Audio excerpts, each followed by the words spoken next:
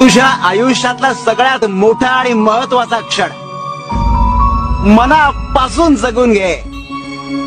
आयुष्यातला प्रत्येक क्षण हा शेवटचा क्षण असं समजून तो आनंदात जगता आला पाहिजे. आणि ज्याला हे जमलं त्याला आयुष्याचा खरा अर्थ कळाला. आणि बाकी सगळे न पाहिलेल्या किंवा पाहताही न येणाऱ्या उद्याच्या चिंतेत आपला वेळ घालवत बसतात. कुणाच्याही सोबतीची अपेक्षा ठेवून चालल्याने ना लक्ष्य साध्य होतं ना आनंद मिळतो. म्हणूनच माणसाने स्वतःच्या कर्मावर विश्वास ठेवून लक्ष्याच्या दिशेने वाटचाल करावी. यश नक्की मिळेल. सगळी दुःख दूर झाल्यावर मन प्रसन्न होईल हा भ्रम दूर करा.